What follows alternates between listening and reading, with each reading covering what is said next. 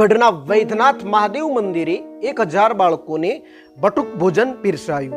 આજે સોમવારે પવિત્ર શ્રાવણ માસની શરૂઆત થઈ ચૂકી છે અને જિલ્લાના શિવાલયો વહેલી સવારથી જ ઓમ નમઃ શિવાયના નાદથી ગુંજી ઉઠ્યા હતા અને શિવભક્તો પણ શિવભક્તિમાં લીન બન્યા હતા।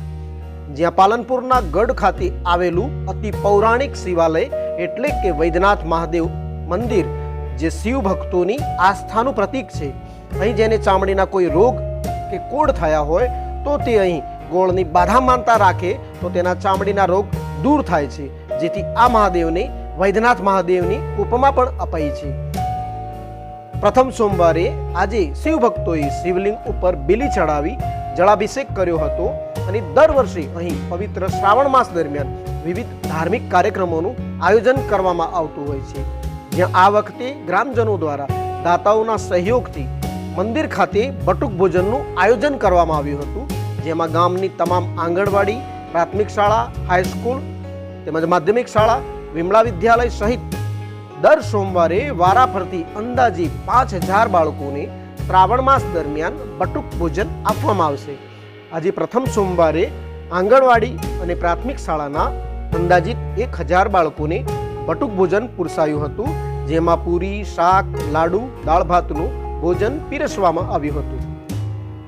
વૈદ્યનાથ મહાદેવના મંદિર વિશે સાહેબ, એની બહુ પ્રાચીન મંદિર છે। આ ગઢ ગામની અંદર અહીંયા 100-200 વર્ષ પહેલાં રીંગણા, દેશી ભાષાની વાત કરીએ તો અહીંયા રીંગણા થતા અને લોકો માનતા અને વસ્તી ગઢ ગામની તમામ સમાજ આવી અને અહીંયા આવી અને રીંગણા ચડાવે અને તમામ શરીરના જે રોગો છે એ ચામડીના રોગ હોય યા શરીરના હોય, અરે સાહેબ શું વાત કરું, કેન્સર જેવો રોગ પણ આ વને મટાડ્યો છે વૈદ્યનાથ મહાદેવે।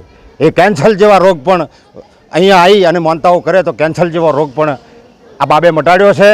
અને વિશેષમાં વધારે વાત કરવા જો વૈદ્યનાથ વિશે તો ગોવિંદગીરી બાપુનું અહીંયા તપેશ્વરી તપ કર્યું અને બાપાએ તપ કરી અને જેનું નામ વૈદ્યનાથ મહાદેવ પાડ્યું, એટલે આથી માંડી અને આર્ય વૈદ્યનાથ મહાદેવ તરીકે મોટું પ્રાચીન મોટું મંદિર છે।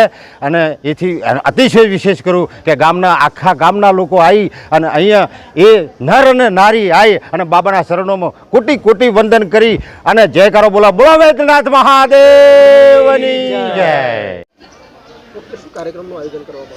આજે પવિત્ર માસ શ્રાવણની સોમવારથી શરૂઆત થઈ છે, તો દરેક લોકો શ્રાવણ મહિનાની અંદર કંઈક ને કંઈક ધાર્મિક પ્રવૃત્તિઓ કરતા હોય છે।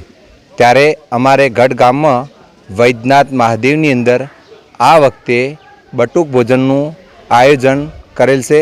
તેમાં તમામ ગામ લોકોનો સહયોગ મળ્યો અને એમાં દાતા તરીકે શ્રી અમૃતભાઈ રઘાભાઈ ગામીએ ગઢ પ્રાથમિક શાળાઓ અને આંગણવાડીના બાળકોને બટુક ભોજન આપેલ છે। કી જય। ઈસવીસન પૂર્વે આ જગ્યાને રીંગણા મહાદેવ કહેતા હતા, પણ ખરેખર 14મું તીર્થસ્થાન છે એટલે વૈદ્યનાથ મહાદેવ છે એમનું નામ ખરેખર। અને એટલું પવિત્ર સ્થળ છે કે જે કંઈ ગામમાં છે એના કરતાં અહીંયા વધારે પ્રવૃત્તિ અને આધ્યાત્મિક કાર્યો થાય છે, એ બદલ ગઢને પણ ખુશી રાખે છે આ મહારાજ। અને દર વર્ષે અહીંયા ધાર્મિક તહેવારો થાય છે અને લોકોને પ્રોત્સાહન મળે છે। અને ધન્યવાદ છે આજના દાતાને। જય ગુરુ મહારાજ કી જય।